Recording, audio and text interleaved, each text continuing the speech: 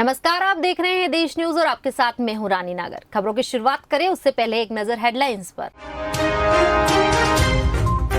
77वें स्वतंत्रता दिवस पर पीएम ने लाल किले से फहराया तिरंगा, बोले अगली बार फिर तिरंगा फहराऊंगा। राजनीति से परिवारवाद, भ्रष्टाचार और तुष्टीकरण से मुक्ति जरूरी।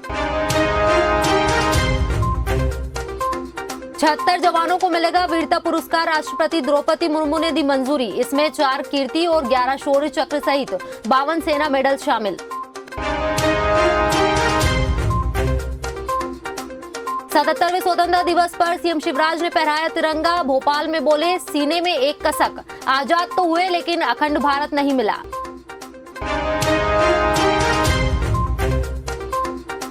मध्य प्रदेश में मानसून ब्रेक होने से पिछले 10 दिन से तेज बारिश नहीं, 3 दिन बाद बनेंगे 2 सिस्टम, पूर्वी हिस्से में होगी भारी बारिश।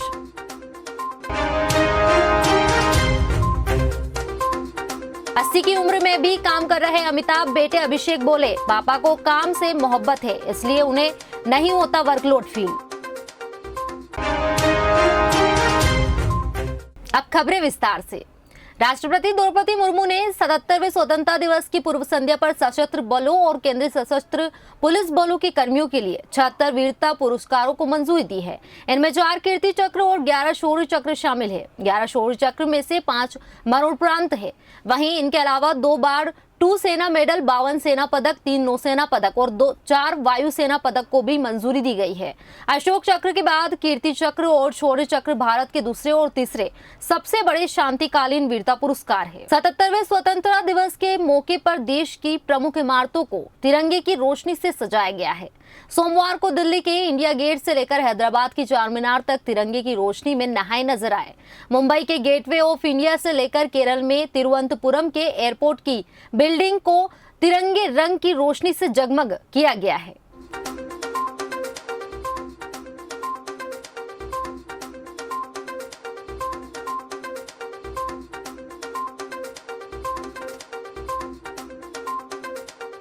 मेरे प्रिय 140 करोड़ परिवारजन, देश के 77वें स्वतंत्रता दिवस पर लाल किले से तिरंगा फहराने के बाद प्रधानमंत्री नरेंद्र मोदी का पहला शब्द था। इससे पहले वे मेरे प्यारे देशवासियों के साथ अपनी स्पीच शुरू करते थे। 90 मिनट यानी 1.5 घंटे के भाषण में मोदी ने इस बार मेरे परिवारजन शब्द का 26 बार जिक्र किया। प्रधानमंत्री ने लाल किले पर 10वीं बार झंडा फहराने के बाद अपने संबोधन में देशवासियों को बधाई दी। पीएम ने मणिपुर हिंसा रिफॉर्म्स पर बात की, साथ ही अपनी सरकार के काम का 10 साल का हिसाब दिया। राजनीति से परिवारवाद, भ्रष्टाचार और तुष्टीकरण जैसी 3 बुराइयों से मुक्ति की अपील भी की है। असम पुलिस ने 12 साल के बच्चे की हत्या के आरोप में एक इमाम को गिरफ्तार किया। 13 अगस्त को कछाल के धोलाई इलाके में दारुस सलाम इफिजिया मदरसे के हॉस्टल में बच्चे का सिर कटा शव मिला था। पुलिस के मुताबिक इमाम ने बदला लेने के लिए उसकी हत्या की थी। पुलिस ने रविवार को आरोपी इमाम और वार्डन को पूछताछ के लिए बुलाया था। पूछताछ के दौरान इमाम पर शक हुआ, जिसके आधार पर उसको गिरफ्तार किया गया है।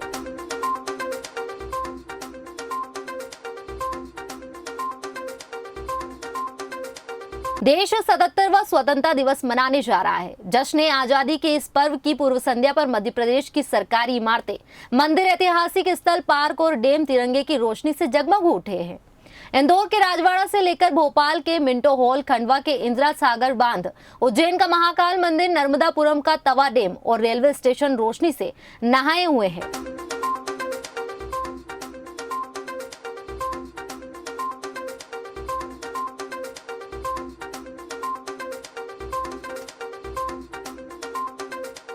स्वतंत्रता दिवस पर भोपाल के लाल परेड मैदान में मुख्यमंत्री शिवराज सिंह चौहान ने ध्वजारोहण किया। ओपन जीप में परेड की सलामी ली। बता दें, यहां सांस्कृतिक कार्यक्रम भी है। पदक अलंकरण समारोह में परेड कमांडर, प्लाटून कमांडर्स को पुरस्कृत किया जाएगा। साथ ही राष्ट्रपति पदक पाने वाले 64 अधिकारियों, कर्मचारियों को भी पदक मिलेंगे। सर्वोत्तम जीवन रक्षा पदक दतिया की कुमारी अंजलि बघेल को, उत्तम जीवन रक्षक पदक सीधी की किरण बेगा, जीवन रक्षा पदक हरदा के प्रधान आरक्षक ब्रजेंद्र कुमार साहू को मिलेगा।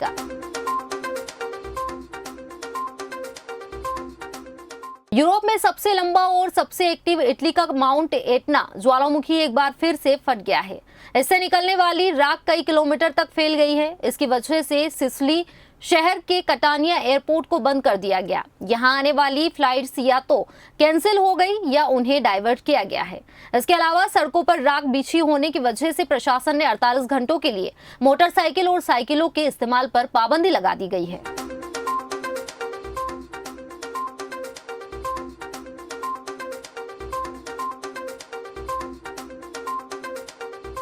रूस के मखाजकाला सिटी में एक गैस स्टेशन में ब्लास्ट हो गया। हादसे में 25 लोगों की मौत हो गई। अब तक 66 लोगों के घायल होने की खबर है। यहां आंकड़ा बढ़ सकता है। रॉयटर्स के मुताबिक आग लगने की सूचना के बाद घटनास्थल पर फौरन फायर फाइटर्स को भेजा गया। करीब 3.5 घंटे की मशक्कत के बाद उन्होंने आग पर काबू पाया।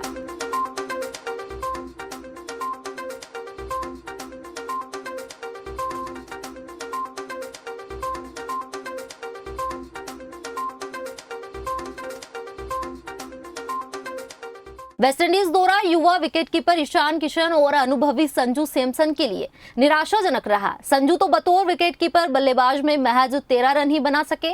ऐसे में सवाल उठने लगा है कि क्या ईशान और संजू ने ऋषभ पंत का विकल्प बनने का मौका गंवा दिया है। पंत के कार एक्सीडेंट के बाद टीम इंडिया के सामने वर्ल्ड कप ईयर में विकेटकीपर की समस्या खड़ी हो गई। सिलेक्टर्स ने 4 विकेटकीपर्स आजमाए, लेकिन अब तक पंत का विकल्प नहीं खोज पाए। ऐसे में एशिया कप और वर्ल्ड कप जैसे अहम प्रतियोगिताओं में भारतीय टीम को कामचलाऊ विकेटकीपर्स के साथ उतरना पड़ सकता है।